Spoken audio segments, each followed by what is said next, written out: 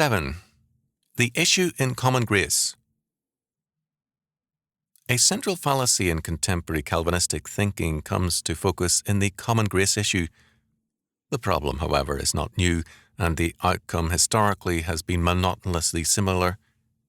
It was an issue in the New England theology where the expression, quote, the grace of nature, end quote, or, quote, some remainder of the natural image of God left in man after his fall, end quote, was used. The Orthodox party pushed the conception of sin to great extremes in order to preserve the sovereignty of God, while others, trying to do justice to the realities of the human situation, have futilely attempted to find elements of Socinianism in Calvin to account for it. If the answer is not to be found in Calvin, what then is it in Calvinism that creates this recurrent problem and a gateway to heresy and false orthodoxy whenever the question of the restraint of sin in the ungodly and their performance of works of civic righteousness comes up? Why, when Calvinists begin by accepting the sovereignty of God, do they then founder on the question of the natural man's manifestations of goodness? And why is this particular problem a signal, historically, of the imminent breakup of the Calvinism at hand? The ostensibly orthodox Calvinists won the argument in New England, but they did not live to celebrate it. They were destroyed by the nature of their victory. To understand this issue and its gravity, let us examine the controversy as it has developed within the Christian Reformed Church in America. Here the struggle came to focus in the works of Herman Hoeksma. To Hoeksma, the growing interest in common grace spelled death for Calvinism, as he viewed it, quote, this, quote, broad-minded, end quote, party, it must be recorded, did not appear to have any sympathy with the views of Dr. Abraham Kuyper Sr. until they discovered that his theory of common grace offered them a philosophy that would support their latitudinarian views in the name of Calvinism.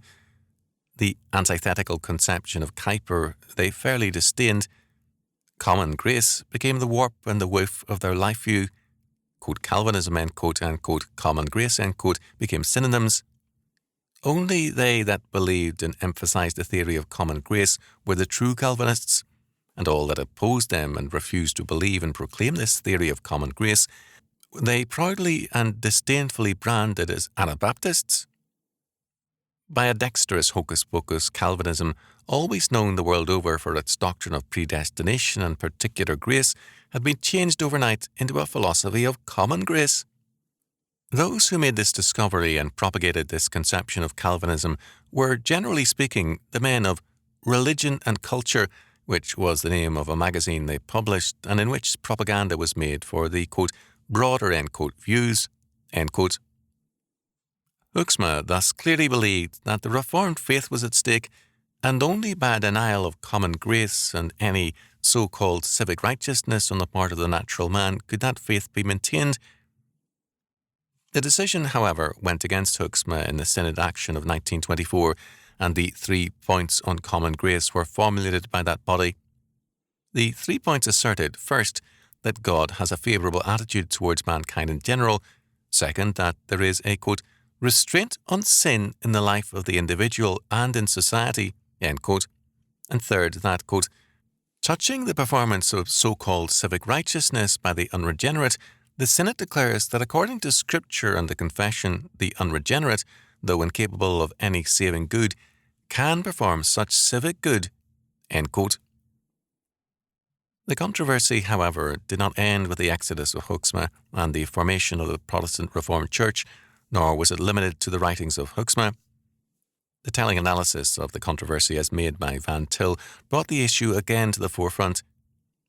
Van Til subscribed fully to the 3 points, but the attack was launched with fury by some of those who subscribed to common grace. Why the virulence of this attack when Van Til wrote as a champion of common grace? No attempt will be made here to go into the details of the controversy, nor to give a summary of Van Til's thought. His thinking on the subject can be found not only in his book Common Grace, 1947, but also in his subsequent pamphlets, A Letter on Common Grace, Particularism and Common Grace, and Common Grace and Witness Bearing, and in his many syllabi. Our attempt will be, rather, to analyse the basic presuppositions of both parties in terms of Van Til's basic presupposition as well as his developed philosophy. We do, in a sense, deal with the issue in considering the problem of inspiration and dictation as well as the meaning of inspiration. Can God and man both act, or does the free activity of the one eliminate the possibility of free activity of the other? If men are predestined to damnation, can they act freely and can they perform works of civic righteousness? Or, on the other hand, if the unregenerate perform works of civic righteousness and act with apparent freedom, can we speak of an election to reprobation? Historically, the problem has been answered in two ways, and both answers have foundered Calvinism. Men have felt that the only way to answer the problem is either to obliterate God or man, or at the very least seriously to limit them beyond the scope of Scripture. This is Hoeksma's dilemma. He is desperately concerned with retaining the Reformed faith and asserting the sovereignty of God. Predestination is therefore for him rightly a hallmark of faith and an evidence of sound theology. But his conception of predestination is mechanical and external. God's predestination and providence, his decree, do not operate simultaneously and coextensively with man's whole life and being, but externally. In a commencement address delivered on June 9, 1953 on, quote, man's freedom and responsibility, end quote, Hoeksma stated, quote, the real and scriptural conception of the relation between man's freedom on the one hand and the sovereign counsel of God on the other hand is this, that the freedom and the responsibility of man are hemmed in from every side by the counsel of God. Have before your mind a circle representing the counsel of God. In that counsel of God stands the morally free and responsible creature that is called man, and that counsel of God hems him in on every side. End quote. Again, Hoeksma clearly stated, quote, I always say, beloved, give me God, if I must make a choice. If I must make a choice to lose God or man, give me God, let me lose man. It's all right to me, no danger there. Give me God. That's Reformed, and that's especially Protestant Reformed. End quote. Noble as this may sound, it is clearly unsound and unscriptural, definitely not Reformed. Scripture does full justice to God and to man. It never, quote-unquote, loses man nor eliminates him. Hoeksma's stand, far from being a defence of the faith, is once again its death knell.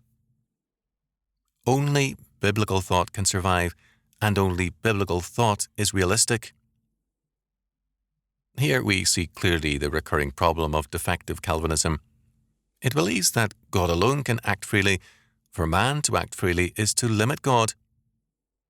Because it has no understanding of the analogical nature of man's thinking and activity, nor of the nature of the divine decree, it insists on thinking univocally, and all thinking, human and divine, and all activity, is conceived of as creative.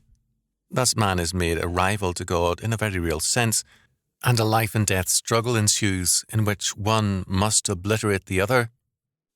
In Scripture, man's ethical rebellion and attempt to be as God does not constitute an actual metaphysical rivalry, nor does it constitute an actual rivalry with God, but falls within his decree and providence. However limited the scope and argument of either party, the logic inherent in either position leads to the obliteration of God or man. Thus, to argue with Hoeksma on the one hand, or with Dan and Maselink on the other, in terms of their ideas, is to be involved in their folly. One must challenge their presuppositions. This Van Til does. He calls attention in answering Maselink to the confusion between the metaphysical and ethical aspects of man's being and the metaphysical and ethical approaches to the common grace question. He challenges the false bifurcation between human activity and divine activity as two watertight compartments and points out clearly that all created activity is revelational of God. Quote, without thus making all created reality revelational of God, the ethical reaction of man would take place in a vacuum. End quote. Quote, If man could press one button on the radio of his experience and not hear the voice of God, then he would always press that button and not the others. But man cannot even press the button of his own self-consciousness without hearing the requirements of God. End quote. The answer is not to be found in any attempt to obliterate or limit either God or man, but in biblical realism, which recognizes the creative activity of God and presupposes the divine decree as the ground for man's every activity, including his spontaneity and freedom. On any other basis, man and God are made rivals as ultimates and placed in metaphysical conflict. As Van Til puts it, quote, either presuppose God and live, or presuppose yourself as ultimate and die. That is the alternative with which the Christian must challenge his fellow man. End quote. This constitutes the one proof of God, quote, the proof which argues that unless this God, the God of the Bible, the ultimate being, the creator, the controller of the universe, be presupposed as the foundation of human experience, this experience operates in a void. This one proof is absolutely convincing. End quote. With this approach, Van Til has done justice to biblical thinking, has upheld God's sovereignty and the integrity of human experience, and has established common grace within the context of the divine decree. But this latter is precisely his offence. Common grace has again become an instrument whereby man can enter a heretical toe into the Calvinist door. In the name of common grace, God's sovereignty is limited by insisting that common grace is not to be understood in terms of the divine decree and within the framework of predestination, but as an area of freedom beyond God and outside the scope of his decree. It is construed, therefore, as an area of autonomy for man. Van Til has argued directly against this and emphasized its danger in his debate with Maselink, who has attempted to use the concept of common grace to create neutral ground between the regenerate and unregenerate, and thereby establish a philosophy of science. Quote, I argue that on the basis of such an apologetics as old Princeton furnished us, we were still on an essentially Romanist rather than on a Reformed basis. For it is of the essence of Romanism to argue with the non-believer on the ground of a supposedly neutral position. No Reformed person could espouse such a position and then honestly claim that his position was uniquely Calvinistic and as such calculated to save science. In this context, I contended that a doctrine of common grace that is constructed so as to appeal once more to a neutral territory between believers and non-believers is, precisely like old Princeton apologetics, in line with a Romanist type of natural theology. Why should we then pretend to have anything unique? And why then should we pretend to have a sound basis for science? Nothing short of the Calvinistic doctrine of the all-controlling providence of God and the indelibly revelational character of every fact of the created universe can furnish a true foundation for science. And how can we pretend to be able to make good use of the results of the scientific efforts of non-Christian scientists if, standing on an essentially Romanist basis, we cannot even make good use of our own efforts? Why live in a dream world, deceiving ourselves and making false pretenses before the world?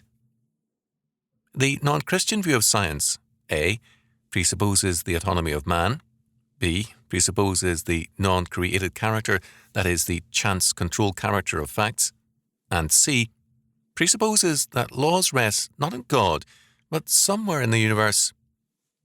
Now, if we develop a doctrine of common grace in line with the teachings of Hep with respect to the general testimony of the Spirit, then we are incorporating into our scientific edifice the very forces of destruction against which that testimony is bound to go forth.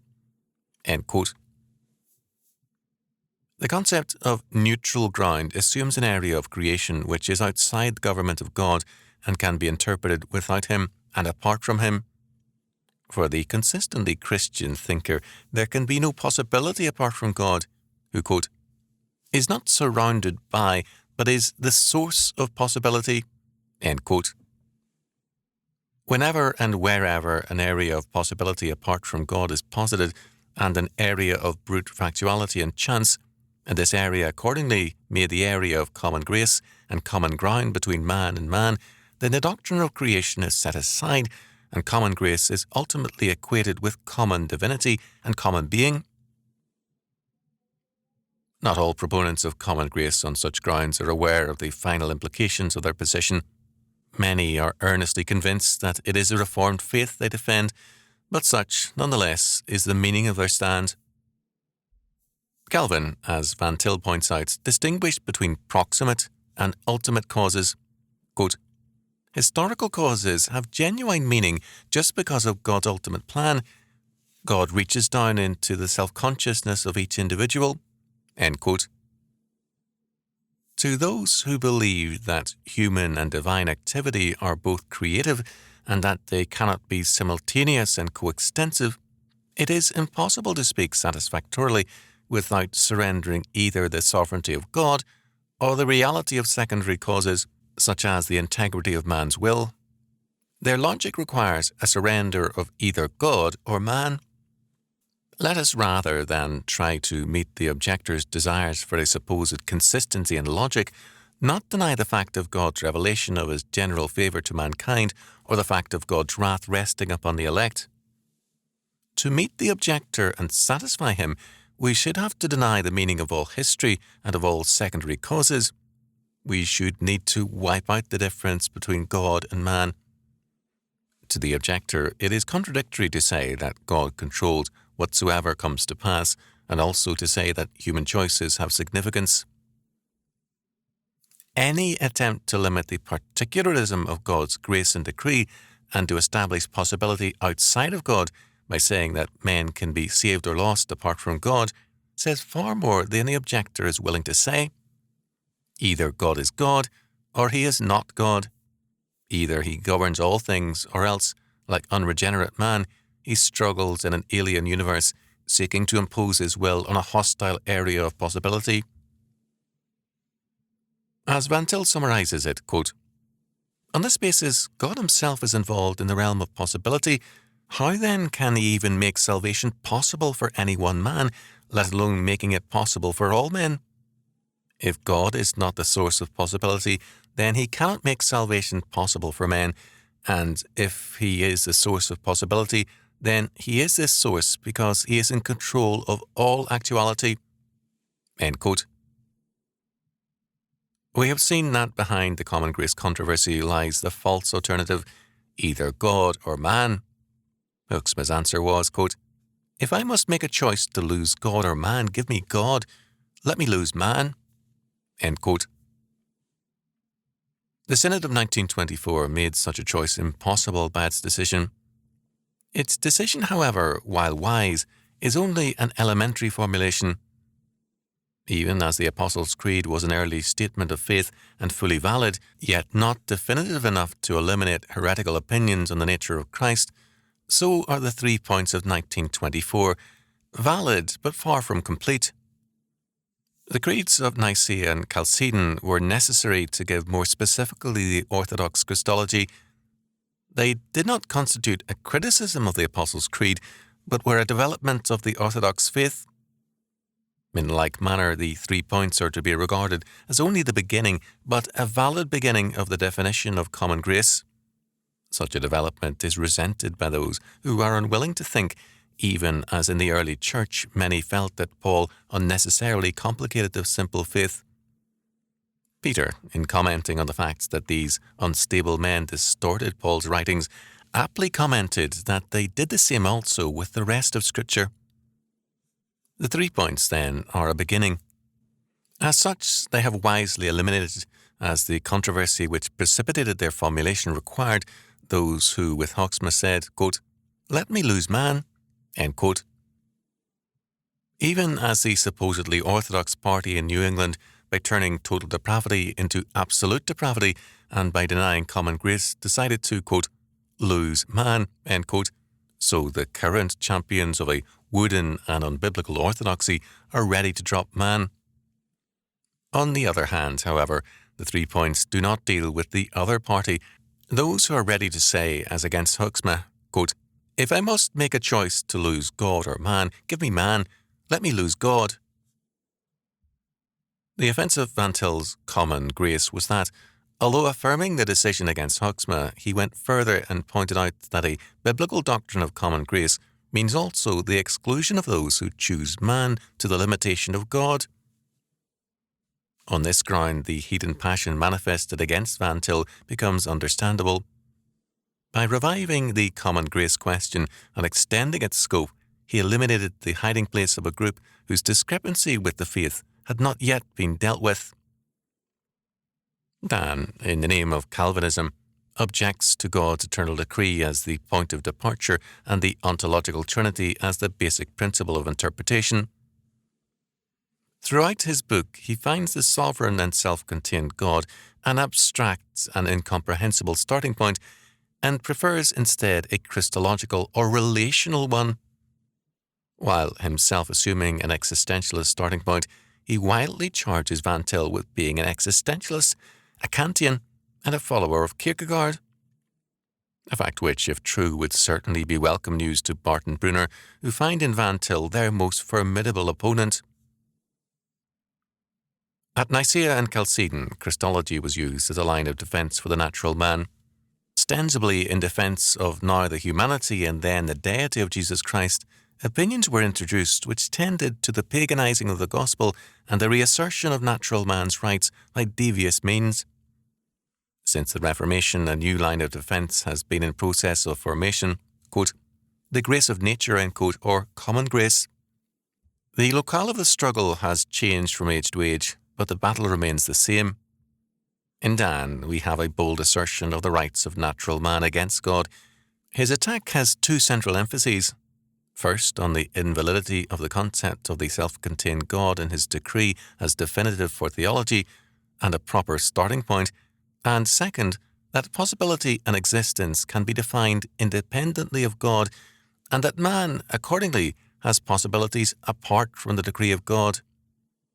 Quote, by making God's eternal decrees his point of departure, Van Til cannot do justice to his own fine emphasis that common grace must be understood in reference to the moving stream of time. God's eternal decrees are timeless, and when these are made the basis of the common grace problem and the point of departure for our reflection on the problem, the whole matter will remain within the sphere of the timeless. End quote. Here again, as with Hoeksma, the basic fallacy is apparent and obvious. God and man are placed in watertight compartments so that God's activity cannot be simultaneous and coextensive with man's, and at the same time determinative. Because God's eternal decree is timeless, the common grace question, dealing as it does with the moving stream of time, quote, must be understood in terms of time only, because God's eternal decree is hopelessly trapped in, quote, the sphere of the timeless, end quote, end quote. But if Dan is correct here, then the God of Calvinism, the God of Scripture, is a myth, or at best hopelessly trapped in the sphere of the timeless with regard to all things. God then becomes completely irrelevant to man, and his existence or non-existence is merely an academic question in view of his obvious inability to enter history. Dan's answer to this, like the answer of Kierkegaard and Barth, is the Christ event. For the ontological trinity, the self-contained, sovereign and absolute God beyond history, it substitutes a Christ who comes, not out of the ontological trinity and the divine decree, but as an assertion of possibility against a background of brute factuality. This existentialist God is not the God of Scripture, nor the God of the Confessions, but Dan tries to show a need for such a theology by declaring that a God who makes an eternal decree and is the source of all possibility is automatically one who is limited to the timeless because he makes time impossible. Therefore, for Dan, man must have a real and metaphysical independence from God in order to have any valid freedom.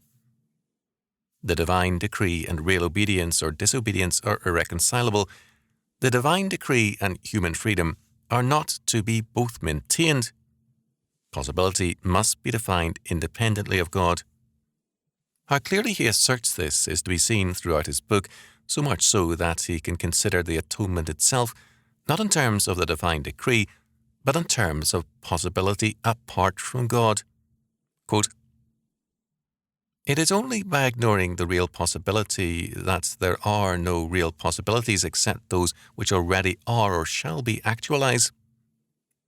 Van Til regards it as inconceivable that the counsel of God should include genuine possibilities that do not become actualities in history. Such a conception of possibility is sheer determinism and cannot be reconciled with the traditionally held position that Adam was created with the freedom not to sin. Nor does the Bible speak as though all unactualized possibilities are unreal and non-existent possibilities. Jesus in Gethsemane did not act on the principle that there are no possibilities but those which are in fact actualized. Compare also Paul's statement in 1 Corinthians 2, 7 and 8. Quote, "We speak God's wisdom in a mystery, which God foreordained before the worlds unto our glory, which none of the rulers of this world hath known, for had they known it, they would not have crucified the Lord of glory." End quote. End quote. As Van Til aptly comments, quote, "Here again, Dan assumes with Kierkegaard that finite existence is a concept that must be defined independently of God. It must not be defined in terms of God." End quote. Dan, quote, "Wants the independence of man apart from the counsel of God." End quote. For his deviation, Hoeksema was properly challenged and left the Christian Reformed Church. Dan, for his deviation, has not yet been brought to task, while the Church has seen many voices raised against Van Til, not a member of that communion. This is regrettable but not surprising, but characteristic of the Church as a whole in many an age since Paul's day, for there is, unhappily, reason to believe that man often has more friends in the Church than God has. Although the battle remains the same, the locale has changed from age to age and is at present centred, depending on the sector, on common grace, inspiration, and the self-sufficiency of God. But at every point the whole issue is reopened, the whole of the faith is at stake. While past victories of the faithful are ostensibly reaffirmed, new interpretations are used to empty them of meaning and to borrow the victory for alien causes. Thus, Van Til rightly assesses the full scope of the common grace controversy. Quote, "The significance of our discussion on fact, law, and reason for the construction of a Christian philosophy of history may now be pointed out explicitly. The philosophy of history inquires into the meaning of history. To use a phrase of Kierkegaard, we ask how the moment is to have significance. Our claim as believers is that the moment cannot intelligently be shown to have any significance except upon the presupposition of the biblical doctrine of the ontological Trinity. In the ontological Trinity, there is complete harmony between an equally ultimate one and many. The persons of the Trinity are mutually exhaustive of one another and of God's nature. We argue that unless we may hold to the presupposition of the self-contained ontological Trinity, human rationality itself is a mirage." End quote. Philosophers have through the ages sought for a principle of interpretation such as Scripture gives, the ontological Trinity, but sinful human nature rebels against this obvious fact because it hates God and prefers, as Van Til states, to speak of abstract principles of truth, goodness, and beauty, and of a God rather than the God. But, quote, "God is our concrete universal. In him, thought and being are coterminous. In him, the problem of knowledge is solved," end quote, and the problem of time and history as well. It is not merely common grace, then, that is preserved by this approach. It is the whole of faith and the whole of reality and experience. In the common grace controversy, some, on the one hand, sought to limit or obliterate man, and others, God, as a result of their unbiblical principles.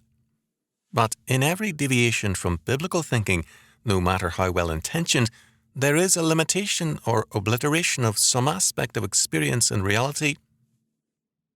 Van Til's defense of the faith is therefore a defense of the validity of the whole of life, because it is a defense and exposition of the biblical doctrine of God.